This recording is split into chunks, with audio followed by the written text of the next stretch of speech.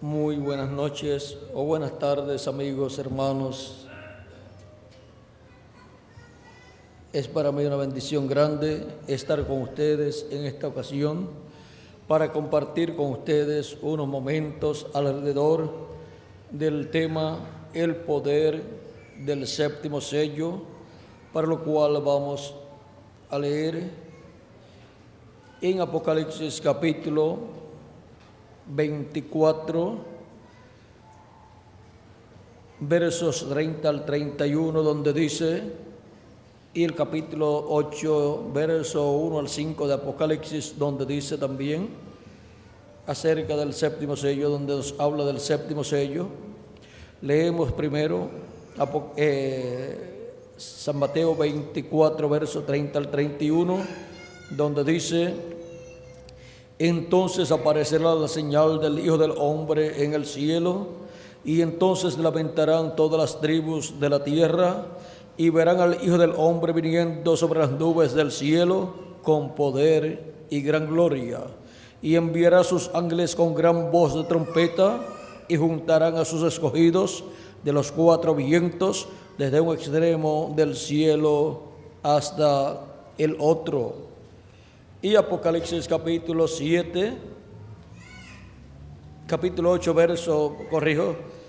Apocalipsis capítulo 8, verso 1 al 5 dice: cuando abrió el séptimo sello, se hizo silencio en el cielo como por media hora, y vi a los 7 ángeles que estaban en pie ante Dios, y se les dieron 7 trompetas. Otro ángel vino entonces y se paró ante el altar con un incensario de oro, y se le dio mucho incienso para añadirlo a las oraciones de los santos sobre el altar de oro que estaba delante del trono. Y de la mano del ángel subió a la presencia de Dios el humo del incienso con las oraciones de los santos, y el ángel tomó el incensario y lo llenó del fuego del altar y lo arrojó a la tierra, y hubo truenos y voces y relámpagos y un terremoto. Que Dios bendiga nuestras almas con su palabra y nos permita entenderla. Pueden tomar asiento si tienen la bondad. ¿Cuál es el misterio contenido en este séptimo sello, que cuando fue abierto en el cielo causó silencio como por media hora? El misterio contenido en este séptimo sello es el misterio de la segunda venida de Cristo. Y ahora, este misterio de la segunda venida de Cristo para el tiempo postrero será el misterio que Cristo estará cumpliendo en medio de su iglesia, llevando a cabo, realizando su venida. Y para comprender lo que será su venida en el día postrero, tenemos primeramente que comprender lo que fue su venida 2000 años atrás, para lo cual vamos a leer en Malaquías capítulo 3 primeramente, donde nos dice el profeta Malaquías lo que sería la venida del Mesías en medio del pueblo hebreo. Capítulo 3 de Malaquías dice: he aquí yo envío mi mensajero, el cual preparará el camino delante de mí. ¿Quién está hablando aquí? Está hablando aquí Dios. El ángel del pacto está hablando aquí. Dice: y vendrá súbitamente a su templo el Señor, a quien vosotros buscáis. ¿Y quién vendrá? Después que haya enviado su mensajero preparándole el camino, al cual fue Juan el Bautista. Luego vendrá el Señor, el Dios de Abraham, de Isaac y de Jacob, y el ángel del pacto, a quien deseáis vosotros. Ese ángel del pacto que le apareció al profeta Moisés en aquella llama de fuego y le dijo: yo soy el Dios de Abraham, de Isaac y de Jacob. Ese es el que vendrá conforme a esta profecía. Y aquí viene, ha dicho Jehová de los ejércitos. ¿Quién? El ángel del pacto, a quien vosotros buscáis. Y aquí viene, ha dicho Jehová de los ejércitos. Y ahora, ¿cómo vendría el ángel del pacto, el ángel de Jehová en medio del pueblo hebreo? Para lo cual primero enviaría un precursor, una persona, un profeta, preparándole el camino, el cual fue Juan el Bautista, el cual vino con el espíritu y virtud de Elías, conforme a las palabras del arcángel Gabriel a su padre Zacarías, el sacerdote Zacarías. Ese hombre que vendría con el espíritu y virtud de Elías nacería de Zacarías y su esposa Elizabeth, y sería profeta de Dios, y sería el que precursaría la primera venida de Cristo. Sería el que vendría clamando en el desierto y preparándole el camino al Señor. Luego, cuando estuvo sobre la tierra, Jesús hablando de él, en el capítulo 11 de San Mateo, versos 9 en adelante, dice: pero ¿qué salisteis a ver? ¿A un profeta? Os digo que más que profeta, porque este es de quien está escrito: he aquí yo envío mi mensajero delante de tu faz, el cual preparará tu camino delante de ti. De cierto os digo, entre los que nacen de mujer no se ha levantado otro mayor que Juan el Bautista, pero el más pequeño en el reino de los cielos mayor es que él. Desde los días de Juan el Bautista hasta ahora, el reino de los cielos sufre violencia y los violentos lo arrebatan. Porque todos los profetas y la ley profetizaron hasta Juan. Y si queréis recibirlo, él es aquel Elías que había de venir. El Elías que había de venir preparándole el camino al Señor. ¿Quién es? Es Juan el Bautista preparándole el camino a Cristo en su primera venida. Y ahora, en el capítulo 17 de San Mateo, cuando Jesús bajó del monte de la transfiguración con Pedro, Jacob y Juan, del verso 10 al 13, encontramos a los discípulos hablando con Jesús acerca de la venida de Elías, y le preguntan que por qué dicen los escribas que es necesario que Elías venga primero. Pues ellos habían visto a Elías y también a Moisés en el monte de la transfiguración. Y ahora, cuando desciende del monte de la transfiguración, le preguntan a Jesús, capítulo 17, versos 10 al 13. Entonces sus discípulos le preguntaron diciendo: ¿por qué pues dicen los escribas que es necesario que Elías venga primero? Respondiendo Jesús les dijo: a la verdad, Elías viene primero y restaurará todas las cosas. Eso está hablando de Elías viniendo en el fin del tiempo. Mas os digo que Elías ya vino y no le conocieron, sino que hicieron con él todo lo que quisieron. Así también el Hijo del Hombre padecerá de ellos. Entonces los discípulos comprendieron que les había hablado de Juan el Bautista. Ahora vean cómo aquí Jesús habla del Elías que tiene que venir en ese tiempo, y lo aplica ¿a quién? A Juan el Bautista. Juan el Bautista fue ese Elías que tenía que venir en ese tiempo, preparándole el camino al Señor. Juan el Bautista fue el precursor de la primera venida de Cristo. Por esa causa es que cuando le preguntan a Juan quién él es, él da testimonio de quién él es. Vean ustedes en San Juan capítulo 1, verso 1 al 15 dice, capítulo 1, verso 14 al 15 dice: y aquel verbo fue hecho carne y habitó entre nosotros, y vimos su gloria, gloria como del unigénito del Padre, lleno de gracia y de verdad. El verbo se hizo carne, y el verbo era con Dios, y el verbo era Dios hecho hombre, hecho carne en medio del pueblo hebreo. Eso era la manifestación de Dios en Jesucristo. La palabra, el verbo, el ángel del pacto, el ángel de Jehová viniendo vestido de carne humana. Juan dio testimonio de él y clamó diciendo: este es de quien yo decía, el que viene después de mí es antes de mí, porque era primero que yo. Porque de su plenitud tomamos todos, y gracia sobre gracia, pues la ley por Moisés fue dada, pero la gracia y la verdad vinieron por medio de Jesucristo. A Dios nadie le vio jamás. El unigénito Hijo que está en el seno del Padre, Él le ha dado a conocer. Este es el testimonio de Juan cuando los judíos enviaron de Jerusalén sacerdotes y levitas para que le preguntasen: ¿tú quién eres?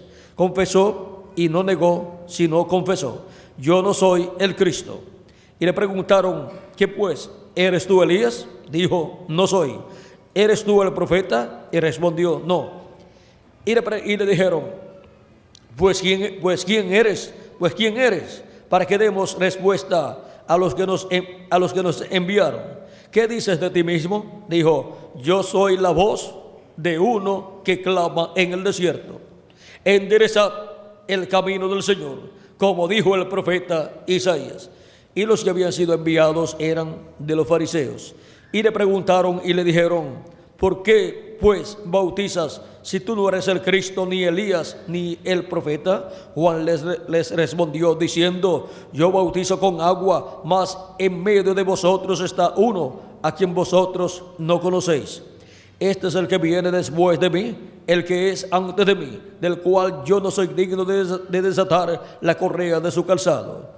Estas cosas sucedieron en Betábara, al otro lado del Jordán, donde Juan estaba bautizando.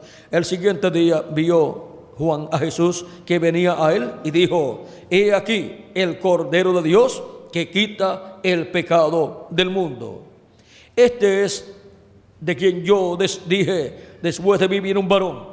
O sea que estaba anunciando que después de él vendría un hombre, un varón, el cual es antes de mí, porque era primero que yo. Y yo no le conocía, mas para que fuese manifestado a Israel, por esto vine yo bautizando en agua. También dio testimonio diciendo: vi al Espíritu que descendía del cielo como paloma y permanecía sobre él. Y yo no le conocía, pero el que me envió a bautizar con agua, aquel dijo: sobre quien veas descender el Espíritu y que permanece sobre él, ese es el que bautiza con el Espíritu Santo. Y yo le vi y he dado testimonio de que este es el Hijo de Dios. Ahora vean ustedes todo lo que sucedió en aquellos días y vean ustedes cómo Juan el Bautista estuvo precursando la venida de un varón, de un hombre que vendría después de él, el cual sería el que los bautizaría con Espíritu Santo y fuego. Juan vino bautizando en agua, pero anunciando otro hombre que vendría después de él, el cual sería, ¿quién?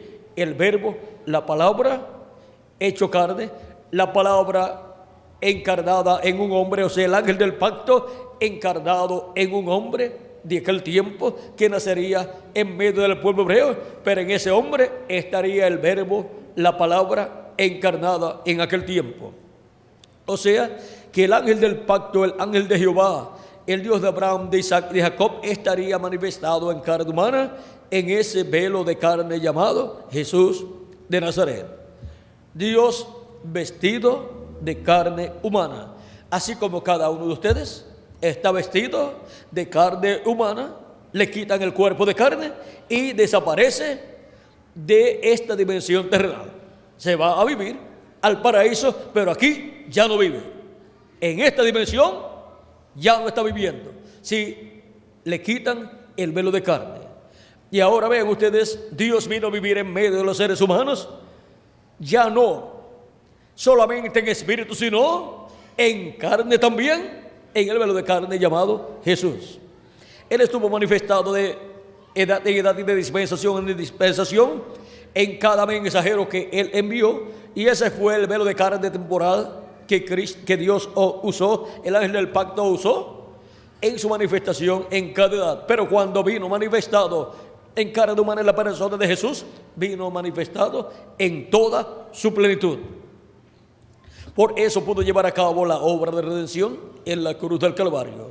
Vino en un cuerpo sin pecado y por eso pudo ofrecer ese cuerpo suyo en un sacrificio vivo para salvación de todos los hijos e hijas de Dios. Ningún otro cuerpo podía ser ofrecido en sacrificio ante Dios para así solucionar el problema del pecado. Por eso, ninguno de los profetas que vinieron antes de Jesús pudo ser sacrificado en la cruz del Calvario para quitar nuestros pecados, porque esa misma persona, cada uno de los mensajeros antes de Jesús, venían en cuerpos mortales, corruptibles, temporales y contaminados con el pecado, porque vinieron todos en un cuerpo que vino por medio de la unión de un hombre y de una mujer. Por eso dice la Escritura que luego Jesús vino a la tierra, pero vean ustedes, vino ¿cómo? En un cuerpo creado por Dios en el vientre de María, y su sombra el Espíritu Santo sobre María, y ahí fue que se llevó a cabo el milagro de la creación de ese cuerpo, creando una célula de vida en el vientre de María, la cual se multiplicó célula sobre célula. Y ahora, vean ustedes, Leví estaba en los lomos ¿de quién? De Abraham. Cuando Abraham diezmó a Melquisedec, ¿y cómo estaba en los lomos de Abraham? Pues estaba en los lomos de Abraham en la forma de un gene, de un espermatozoide. No estaba el cuerpo entero así como después estaba en la tierra, sino que estaba ahí el genes o espermatozoide que daría, que se multiplicaría y produciría ese cuerpo. Pero recuerden que ahí está todo, pero en forma microscópica. Y así también, vean ustedes, nosotros estábamos en Dios desde antes de la fundación del mundo. Luego, cuando Dios se creó ese cuerpo teofánico de la sexta dimensión, allí estaba nuestro cuerpo teofánico en ese cuerpo teofánico. Y no solamente nuestro cuerpo teofánico, sino toda la creación estaba en ese cuerpo. Por eso es que dice la Escritura que en el principio creó Dios los cielos y la tierra. Pero San Pablo da más detalles, y también San Juan. San Juan, por ejemplo, da detalles acerca de la creación y dice en el capítulo 1, verso 1 en adelante: en el principio era el Verbo, y el Verbo era con Dios, y el Verbo era Dios. Este era en el principio con Dios. Todas las cosas por Él fueron hechas, y sin Él nada de lo que ha sido hecho fue hecho. En Él estaba la vida, y la vida era la luz de los hombres. Y en el verso 14 de San Juan capítulo 1 dice: y aquel Verbo fue hecho carne y habitó entre nosotros. Y ahora vean ustedes, ¿quién fue el que creó todas las cosas? El creador de toda la creación, ¿quién fue? El Verbo, que era con Dios, y era ¿quién? Dios. Y luego se hizo carne, y el Verbo que era con Dios y era Dios, luego en el Nuevo Testamento, ¿es quién? Jesucristo. El Verbo hecho carne es nuestro amado Señor Jesucristo. Por eso Él podía decir, antes que Abraham fuera, yo soy. Podía decir, Abraham deseó ver mi día, lo vio y se gozó. Le dice, no tiene 50 años y dice que ha visto a Abraham. Él dice, antes que Abraham fuera, yo soy. Y Juan el Bautista dice, el que viene después de mí es antes de mí, o sea, antes que yo. Y no solamente es antes que Juan el Bautista, sino que también es antes que Abraham. Y no solamente antes que Abraham, sino antes que Adán también. ¿Por qué? Porque Él es el creador de los cielos y de la tierra. Porque Él es el Dios Todopoderoso, el cual estaba en su cuerpo teofánico de la sexta dimensión, creando todas las cosas. Y después vino a la tierra en carne humana, en un velo de carne llamado Jesús de Nazaret. Y por eso ustedes lo encuentran teniendo autoridad sobre toda la creación. Cuando hubo necesidad de pan y peces para los que tenían hambre y estaban escuchando su palabra, y ya llevaban 3 días escuchando a Jesús, o sea, tenían una campaña de 3 días, ya llevaban 3 días en esa campaña, se acabó el alimento. Y los discípulos le dicen a Jesús, es bueno que ya toda esta gente se vaya antes que oscurezca, porque ya está declinando el día, está cayendo el día. O sea, ya había llegado el día a las 3 de la tarde, de ahí en adelante. Ustedes pueden ver que el día, el sol va cayendo y comienza a caer y a caer el sol hasta que llega a oscurecer y ya salir de noche, y más en aquellos tiempos que no tenían las facilidades que tenemos en la actualidad. y los burros no tienen focos, faroles para estar alumbrando el camino. Y así en esa condición pues no es bueno estar viajando. Y ahora Jesús dice a sus discípulos, ellos le dicen, es bueno que se vayan por las ciudades y compren alimento para ellos mismos.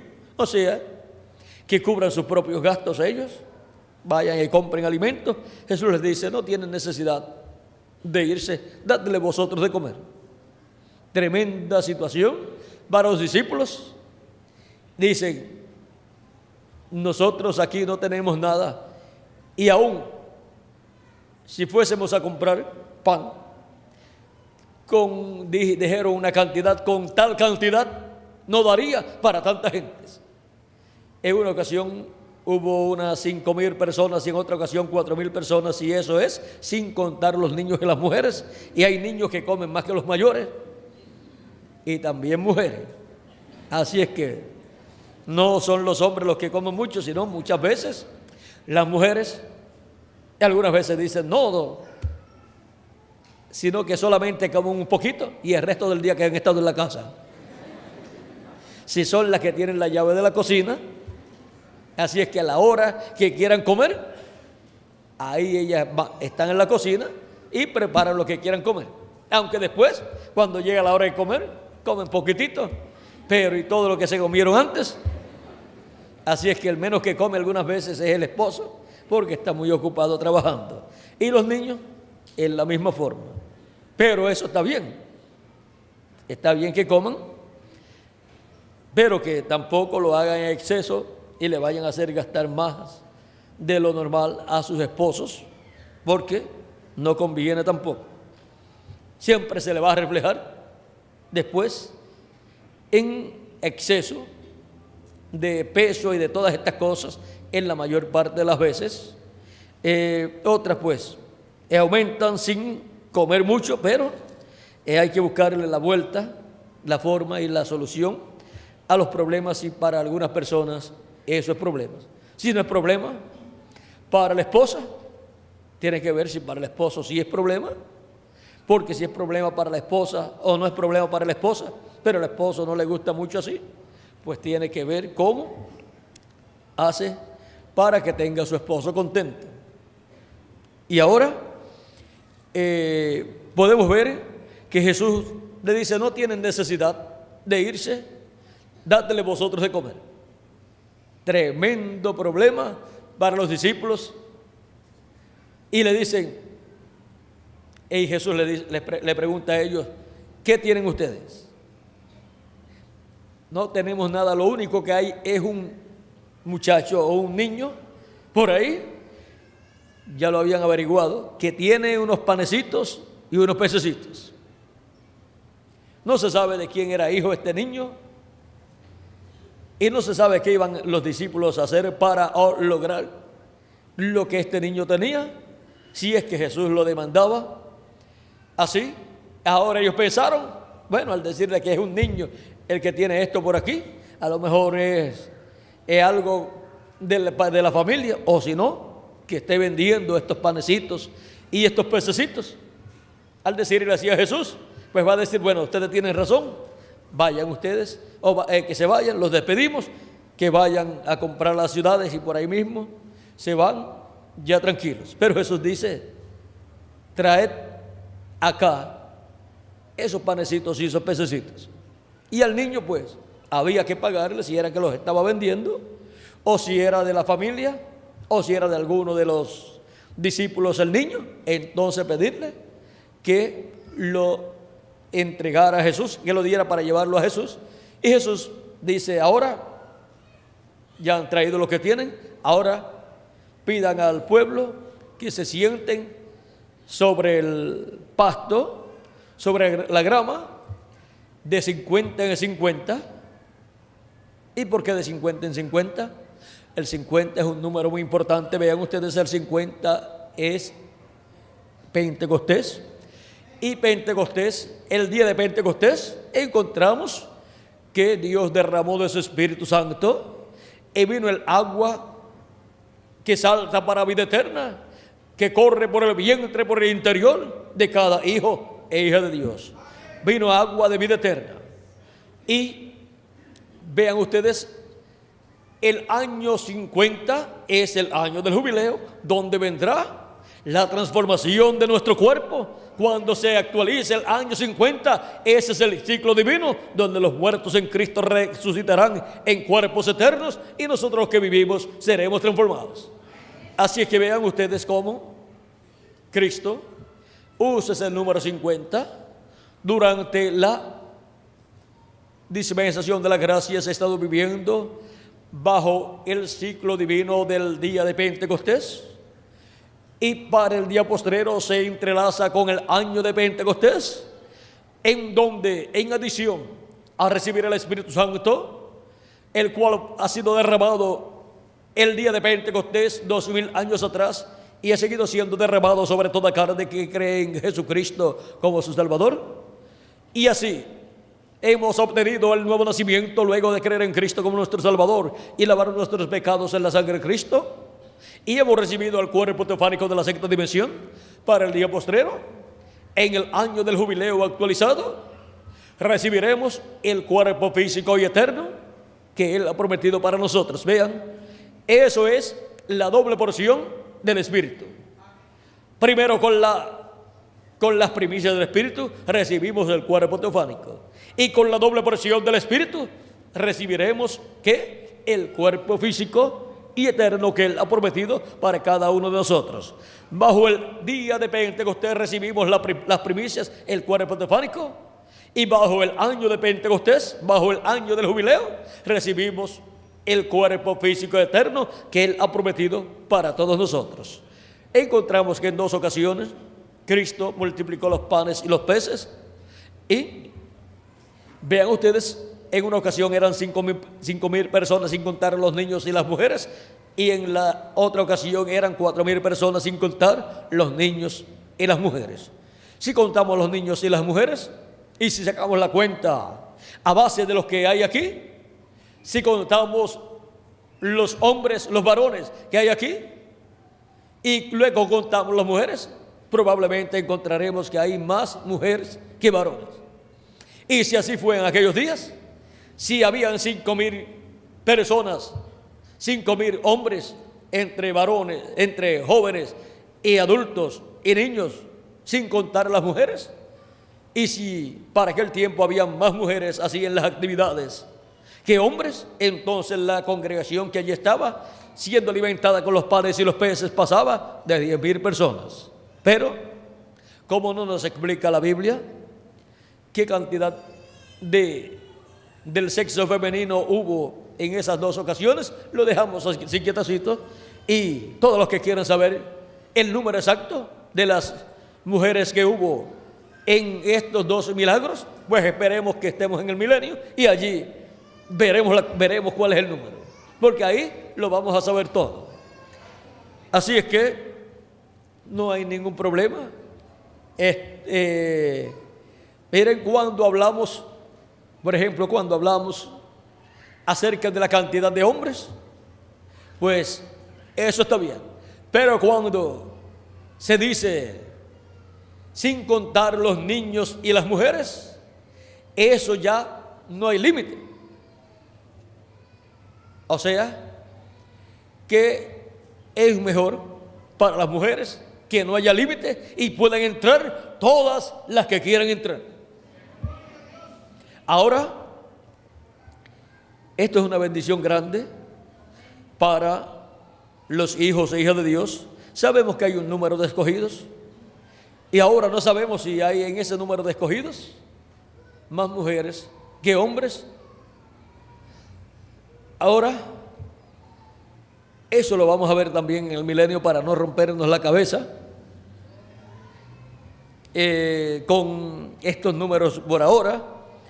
Vamos a aprovechar mejor el tiempo viendo el poder del séptimo sello, que es el poder de Cristo en su segunda venida. En su primera venida, Él vino como Cordero de Dios para morir en la cruz del Calvario y llevar a cabo la obra de redención, tomando nuestros pecados, colocando nuestros pecados en ese cuerpo inmortal. Él dijo: nadie me quita la vida, yo la pongo por mí mismo para volver a tomar.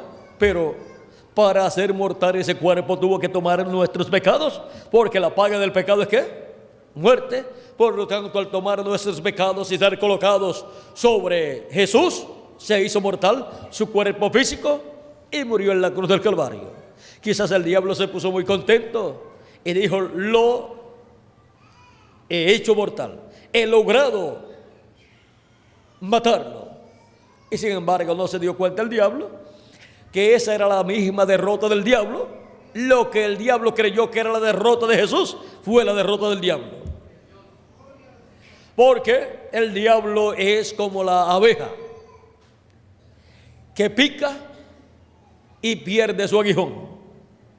No sé cómo le llaman acá al aguijón.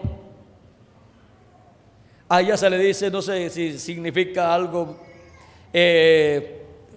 diferente acá, la ponzoña, ese piquito así que lo pega, y cuando se va fue la muerte de la abeja. Mejor hubiera sido que no hubiera picado a nadie, porque el día que pica a una persona, ahí sus días terminan.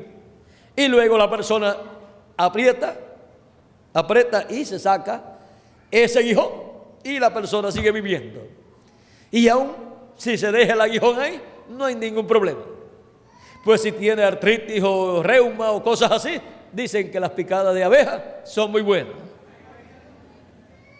Así es que cuando el diablo colocó su aguijón en Cristo, perdió todo su poder. Un poder que él había robado, y ahora perdió todo su poder. Perdió todo su poder de la muerte y del infierno. Y ahora vienen a servir de medicina. Ahora el problema de la raza humana, de las enfermedades y todo, ¿qué sucede? Con la muerte de Cristo en la cruz del Calvario y el diablo enterrando su aguijón allí, vean ustedes, Cristo llevó nuestras enfermedades y ahora Él nos liberta, Cristo, de todo poder del enemigo. Porque Cristo tomó el poder del diablo, se lo quitó. Cuando enterró el poder de la muerte, ahí perdió su poder. Es como la abeja que le pica y le entierra ese aguijón y luego pierde el poder. ¿Por qué? Porque perdió su aguijón. Y Cristo ahí, cuando recibió esa herida de muerte, ahí el diablo perdió su aguijón y el poder lo perdió el diablo, el poder que tenía robado. Y ahora Cristo tiene las llaves del infierno y de la muerte. Y Cristo es el que resucitará a todos los creyentes en Él que han partido, y a nosotros los que vivimos y permanecemos vivos hasta que resuciten los muertos en Cristo, seremos transformados. Ahora, el paraíso es muy bonito y allí ni se trabaja, ni se cansan allí, ni comen, no tienen que cocinar allí nadie. Las que no les gusta cocinar, el paraíso es un buen lugar. Y a los que no les gusta trabajar, el paraíso es un buen lugar. Pero recuerden que el paraíso es para los creyentes en Cristo, que son personas trabajadoras y que trabajan primero aquí para después descansar allá si se le acaban sus días aquí en la tierra. Ahora, ¿cuántos les gustaría estar descansando en el paraíso? A muy pocas personas les gustaría estar descansando en el paraíso habiendo tanto trabajo aquí. Y los que van a descansar al paraíso, allí ya sus labores han terminado, no pueden seguir trabajando en la obra de Dios aquí. ¿Por qué? Porque ya se fueron al paraíso. Y allí ni se trabaja, ni se cansan, ni comen, ni duermen, pero están esperando la resurrección en cuerpos eternos. Y le dijeron a nuestro hermano Branham cuando fue de visita en una ocasión allá: aquí ni trabajamos, ni comemos, ni dormimos, pero nosotros regresaremos a la tierra, tomaremos cuerpo y regresaremos a la tierra, y entonces comeremos. Así es que ya ellos nos han extendido una invitación para que los invitemos a comer cuando ellos regresen. Nos han dicho que pueden comer. Como Jesús, cuando resucitó, no creían que era Jesús. ¿Y qué les dijo Jesús? ¿Tienen algo de comer?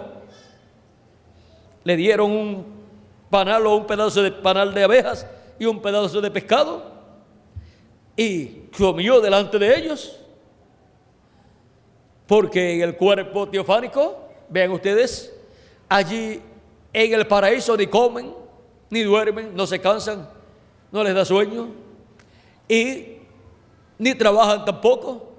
Están muy contentos, muy felices allí, pero están deseosos de regresar a la tierra, pero no en el mismo cuerpo, porque en el mismo cuerpo tendrían los mismos problemas que tuvieron cuando estuvieron aquí, sino que ellos saben que será en un nuevo cuerpo, en un cuerpo eterno.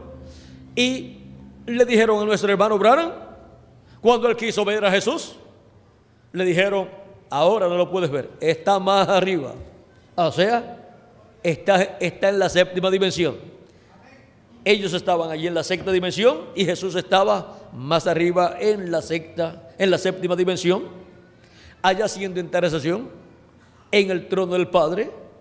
Pero le dijeron: pero no te preocupes, Él vendrá a ti y te juzgará. ¿Ah? ¿Cómo? Y pidió explicación. ¿Y cómo es eso de que me va a juzgar? Sí, será juzgado, y si tú entras, entraremos nosotros contigo, porque todos ellos eran los convertidos bajo el ministerio de nuestro hermano Branham. Estuvieron en una forma directa o indirecta relacionados con el ministerio de Jesucristo a través de nuestro hermano Branham. Allí estaban los de su tiempo. Por eso él, después, cuando regresó acá a la tierra nuevamente en el cuerpo físico, aún le dijo a los que estaban acá presentes, que estaban escuchándolo en algunas ocasiones, les dijo: yo los vi también ustedes allá. ¿Qué significa eso? Que la mayor parte de los que aún estaban viviendo en aquellos días y estuvieron bajo el ministerio de nuestro hermano Branham y lo escuchaban a él predicar, en esos días la mayor parte irían al paraíso. Cuando nuestro hermano Branham estuviera allí, también los iba a ver allí, porque los vio cuando fue de visita allí. ¿Y cómo puede ser que los vea sin todavía ser el tiempo? Porque nuestro cuerpo teofánico es de la sexta dimensión. Y aún, miren ustedes, aún nuestro hermano Branham podía ver a los primeros de su edad y también ver los últimos de su edad. Y ahora miren, Juan el apóstol no vio en su cuerpo teofánico al ángel de Jesucristo y recibió la revelación del Apocalipsis del ángel de Jesucristo. Juan fue transportado al día del Señor, al séptimo milenio, por ese mismo ángel, y le mostró todas esas cosas. Porque en la dimensión de la teofanía, la dimensión sexta, no hay limitaciones de tiempo. Se puede ir hacia diferentes tiempos, vean ustedes, y no hay ningún problema. Esa es la clase de cuerpo que nosotros tenemos, el cuerpo teofánico, el cual tendremos por toda la eternidad dentro del cuerpo físico y glorificado que hemos de tener. Así es que tenemos el medio de transportación más moderno que se pueda obtener para los miles o millones de años futuros. No vamos a tener problemas de transportación. Si Juan fue transportado de la década del 90 del primer siglo a este día postrero, al día del Señor, sin ningún problema, y durante 2 años estuvo recibiendo la revelación apocalíptica, o sea, que durante estos 2 años, vamos a decirlo en términos nuestros, le podía decir a Juan: bueno, Juan, vámonos, que te voy a mostrar otras cosas que no te he mostrado todavía, y transportarlo en el espiritual, estar en el espíritu. Se puede caminar hacia el pasado todo el tiempo que se quiera caminar. Se puede caminar hacia el futuro todo el tiempo que se quiera caminar. Y se puede estar en el presente, viendo todo en el presente. Nuestro hermano Branham, estando en el cuerpo teofánico, cuando fue llevado donde estaban los creyentes de su edad. Dice que estando en su cuerpo, se tocó la cabeza y tenía todo el cabello. Dijo, es algo raro porque yo veo que estoy en otro cuerpo y tengo todo el cabello en este cuerpo y miro para abajo y veo mi cuerpo allá en la cama acostado, un cuerpo que ya tiene unos 50 y algo de años. Es algo raro. Y dice que todos allí en esa dimensión, todos eran jovencitos, y él también, y tenía todo el cabello. Dice, ¿será un sueño? Yo voy a ver si es un sueño. Se mordió un dedo y sintió, o sea que tuvo tacto, y dice, no es un sueño, así es que estoy en un cuerpo real, y esta gente están en cuerpos reales. Vean ustedes, es el cuerpo teofánico en donde van a vivir los santos que parten de esta tierra. El cuerpo donde él fue cuando partió de esta tierra, en ese cuerpo él está. Y le fue dicho, tú serás juzgado primero, él vendrá a ti, tú serás juzgado primero, y si tú entras, entraremos contigo. O sea, si no entra el mensajero, no entra nadie de esa edad, porque él es el mensajero, el líder de esa edad. Por eso el mensajero tiene que vigilar y siempre está vigilando su edad, de modo que todo marche bien. Y los que no estuvieron de acuerdo con San Pablo, pues no van a pertenecer a la edad de San Pablo. Y así por el estilo, los que no estuvieron de acuerdo con el mensajero de cada edad, pues no van a pertenecer a esa edad ni a ese mensajero. Dios solamente reconocerá los que han estado en línea con el mensaje y el mensajero de cada edad, porque la gente que han estado de acuerdo con ese mensajero son los que pertenecen a esa edad y a ese mensajero. Y así es para el día postrero. Los que estarán en línea con la palabra de Dios en la edad que nos corresponde vivir, en la venida del Hijo del Hombre con sus ángeles, en la venida del esposo, son los que entrarán con él a las bodas y se cerrará la puerta. Y luego los que vendrán tocando después, ven ustedes, no estaban de acuerdo con él, pues no entraron con él y no estaban esperándolo en la forma que tenían que esperarlo. Y después cuando regresaron, ni dice siquiera si tenían o no tenían el aceite que fueron a buscar, y querían entrar a las bodas con él, con el esposo. Querían ser unidos con el esposo y tener un cuerpo eterno y ser a imagen y semejanza de Cristo, pero eso no es posible, excepto para los escogidos de Dios, los cuales de edad en edad han estado de acuerdo con Cristo y su manifestación a través del mensajero de cada edad. El resto corresponde al resto de las personas que está en la otra sección del libro de la vida, los cuales mueren y resucitarán después del reino milenial, después del milenio, para ser juzgados y entrar a la vida eterna.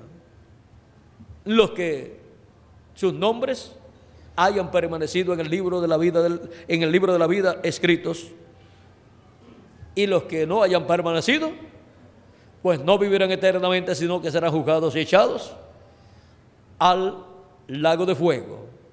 Eso es lo que dice Apocalipsis en el capítulo 20, verso 14 y 15, dice: la muerte y el Hades fueron lanzados al lago de fuego. Esta es la muerte segunda. Y el que no fue hallado escrito, y el que no se halló escrito en el libro de la vida, fue lanzado al lago de fuego, porque no tiene parte en la vida eterna. Si no está escrito ahí, pues no puede ir para allá. Ahora, vean ustedes cómo en el programa divino todas estas cosas para este tiempo final estarían siendo aclaradas en nuestra edad, y sería la edad que más luz tendría ¿Por qué? ¿Qué tiene más luz? Una casa durante la noche alumbrada con la luna de la luna, con la luz de la luna, o una casa durante el día alumbrada con la luz del sol. Si la casa tiene buenas ventanas, ni siquiera hay que prender la luz dentro. Y si tiene en el techo tragaluz, la casa está iluminada por dentro, ni siquiera necesitan prender la luz eléctrica. Y ahora miren la casa de Dios, que es la iglesia de Jesucristo. La casa de Dios, que es la iglesia de Jesucristo, tiene un buen tragaluz. Es un diamante, la edad de la piedra angular. Y ahí la luz del día. Durante las 7 edades estuvo alumbrándose con la luna de la noche y la luz del sol reflejándose también en los mensajeros y en la luna, y de ahí era que le daba luz al mundo. Pero ahora es en la edad de la piedra angular, en donde recibe la luz directa del sol, porque Cristo es el sol de justicia, y Él, como el séptimo sello, en su venida estará resplandeciendo como el sol, porque los que temen mi nombre nacerá el sol de justicia. Y aquí la luz del sol, la luz de su venida, en la edad de la piedra angular, que es la edad, que es un diamante. Si ustedes colocan en una piedra angular hecha de diamante la luz pasando de un lado a otro, ¿qué sucede? El prisma del arco iris, los 7 colores del arco iris son vistos. Y eso es lo que para este tiempo final estará siendo visto en la edad de la piedra angular, como es visto en Apocalipsis capítulo 10, verso 1 en adelante, donde encontramos al ángel fuerte que desciende del cielo. Y vi descender del cielo otro ángel fuerte envuelto en una nube con el arco iris sobre su cabeza. Y su rostro era como el sol y sus pies como columnas de fuego. ¿Ven? Ahí está la luz del sol. Y no hay arco iris, sino hay luz. Y ahora, estando la luz del sol ahí, aparece el arco iris. Y ahora podemos ver también que es en la edad de la piedra angular, donde Cristo viene como el sol de justicia resplandeciendo, y es ahí donde los 7 colores del arco iris, que es el pacto divino, estará manifestado en toda su plenitud. En cada edad de la iglesia gentil solamente se reflejó un color del arco iris, y de ese color la mitad del círculo nada más, que es un arco, pero no el círculo completo. La única etapa o edad de la iglesia de Jesucristo donde se manifiesta el arco iris completo, el círculo completo con los 7 colores del arco iris, es la edad de la piedra angular. Esa es la edad en donde pega la luz del sol de justicia, viniendo y resplandeciendo, y se produce el prisma de los 7 colores del arco iris, el círculo completo se manifiesta. Y ahí se manifiesta el pacto divino en toda su plenitud para todos los hijos e hijas de Dios. Y bajo el pacto de Dios, para su iglesia y para el pueblo hebreo, encontramos que Cristo, bajo ese pacto, estará restaurando a su iglesia en cuerpos eternos y estará restaurando al pueblo hebreo como nación. Ahora podemos ver que en las 7 etapas o edades de la iglesia gentil no se dijo ni la mitad de toda la revelación de Dios, pero en la edad de la piedra angular se dará a conocer toda la revelación de Jesucristo. Lo que ya fue dicho y lo que no fue dicho también será revelado. Lo que fue dicho es ¿cuánto? De todo lo que tiene que ser revelado en la iglesia de Jesucristo. Miren, durante todas las 7 edades completas fue dicho solamente, ¿cuánto? Vamos a ver, la mitad, porque el resto es la otra parte del círculo, y las 7 edades completas es solamente la mitad. La otra mitad está en la edad de la piedra angular. Y en la edad de la piedra angular, por cuanto es un círculo completo, se dice todo lo que fue dicho en las 7 edades, más lo que no fue dicho en las 7 edades, y completa el círculo completo. Ahora, en cada edad solamente hubo una 14ª parte de lo que sería revelado a la iglesia de Jesucristo en la edad de la piedra angular. O sea que la porción correspondiente a cada edad fue una 7ª parte de medio círculo, y de un círculo completo es que una 14ª parte. Y ahora nosotros tendremos en nuestra edad 14 veces lo que ellos tuvieron en cada edad. Y lo que ellos tuvieron en todas las edades, ahora nosotros tendremos el doble.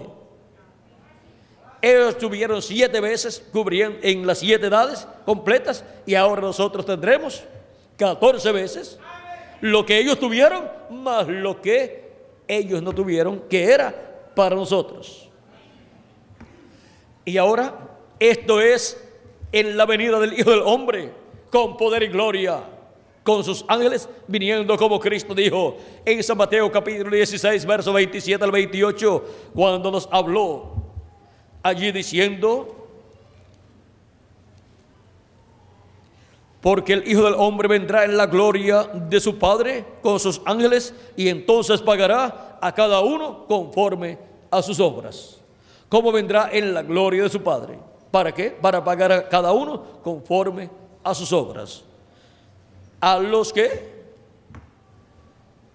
no han hecho correctamente y no han servido a Dios y no han aprovechado la oportunidad de salvación, recibirán el pago, y en resumidas cuentas el pago será la gran tribulación si están vivos, para los que estén vivos en este tiempo. Y los que partieron ya en el juicio final recibirán el pago. Y ahora, para los escogidos de Dios será la resurrección de los muertos en Cristo, si ya partieron, y para los que estamos vivos será la transformación de nuestros cuerpos, para lo cual Él nos da su mensaje y nos prepara y nos revela todos los misterios que debemos conocer, y sobre todo el misterio de su venida, como el ángel fuerte que desciende del cielo, y como el jinete del caballo blanco de Apocalipsis 19, que es la palabra encarnada en un hombre, y nos da la fe para ser transformados y raptados, que es la fe, la revelación de su venida en el día postrero. Esa es la revelación, la fe que la iglesia para el día postrero estaría esperando, porque la iglesia novia de Jesucristo estaría esperando la fe, la revelación del rapto, que es la revelación de la segunda venida de Cristo, como el león de la tribu de Judá, como rey de reyes y señor de señores en su obra de reclamo. Eso es la venida del ángel del pacto, del ángel fuerte, la venida del verbo, de la palabra encarnada en un hombre en el día postrero, manifestando esas grandes promesas que Él ha prometido para el tiempo final, para la edad de la piedra angular y la dispensación del reino, en donde serán llamados y juntados todos los escogidos de Dios, para así ser preparados para ser transformados y raptados en este tiempo final. Vean que el séptimo sello en su poder llama y junta con la gran voz de trompeta a todos sus escogidos, manifiesta los ministerios de Moisés y Elías, y el de Jesús también.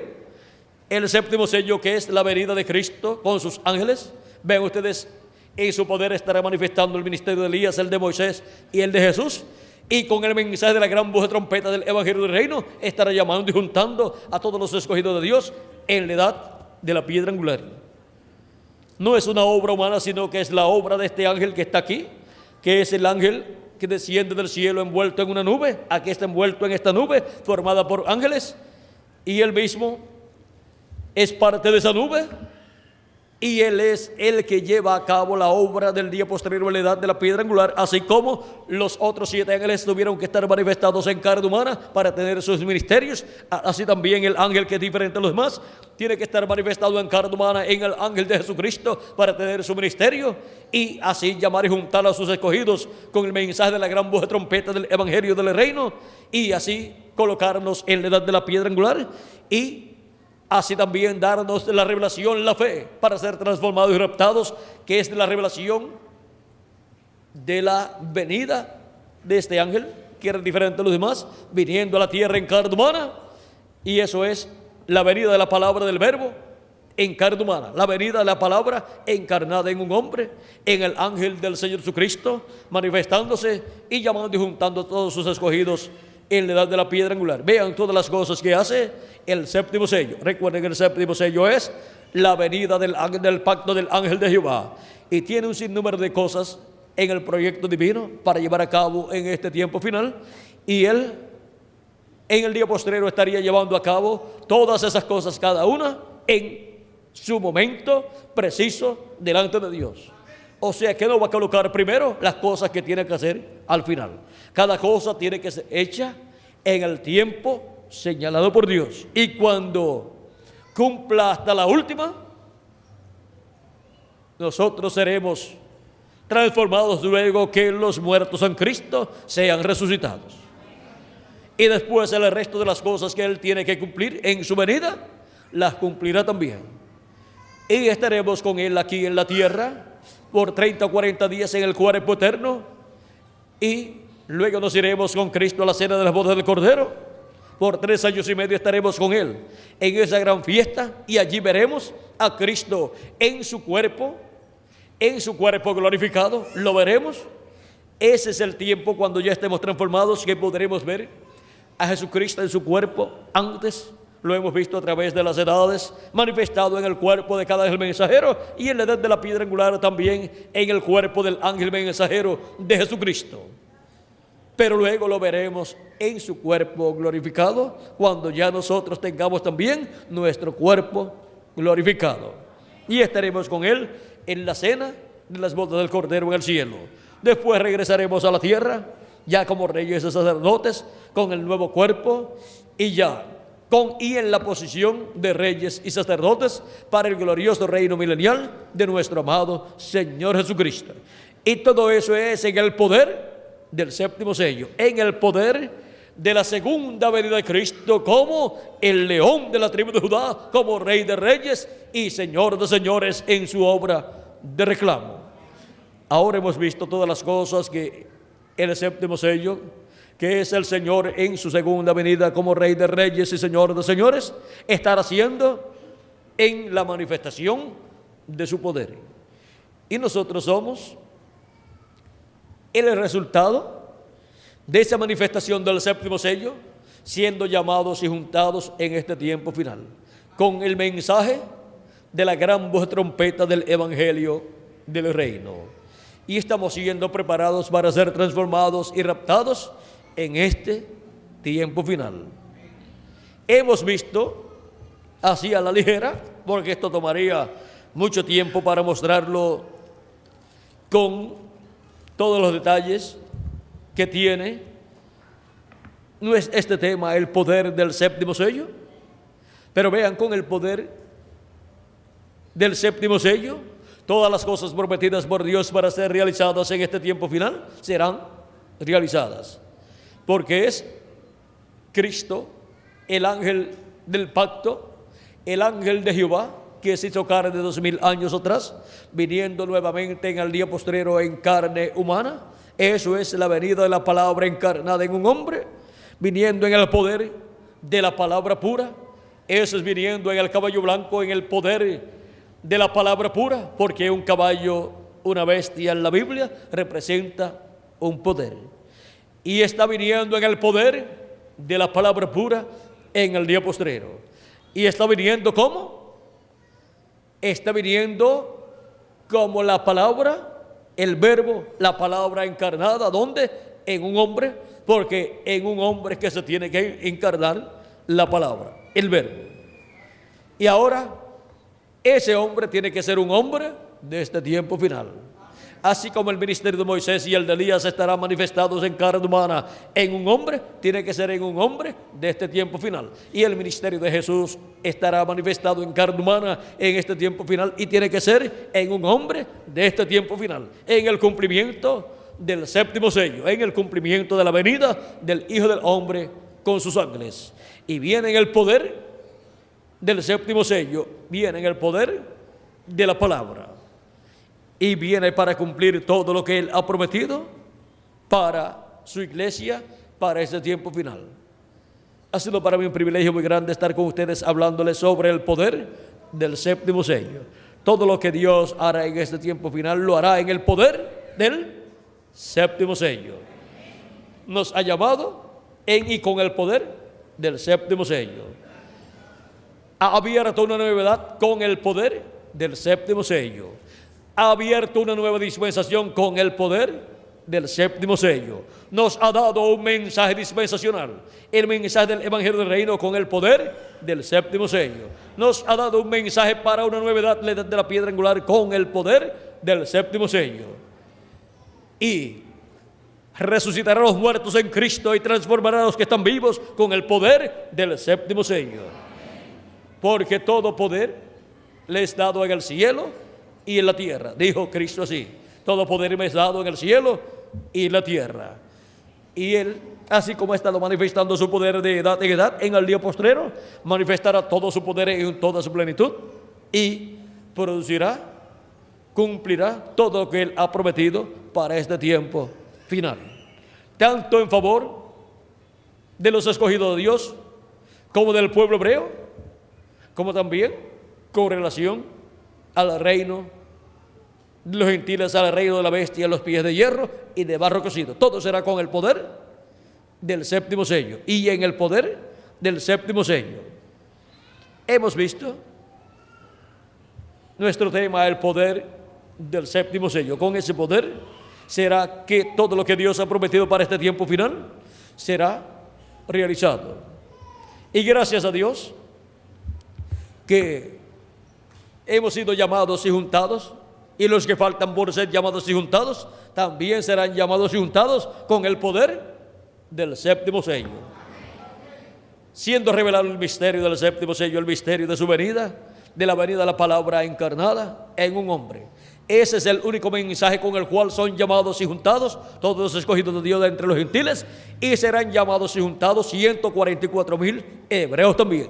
Ningún otro mensaje los podrá llamar y juntar.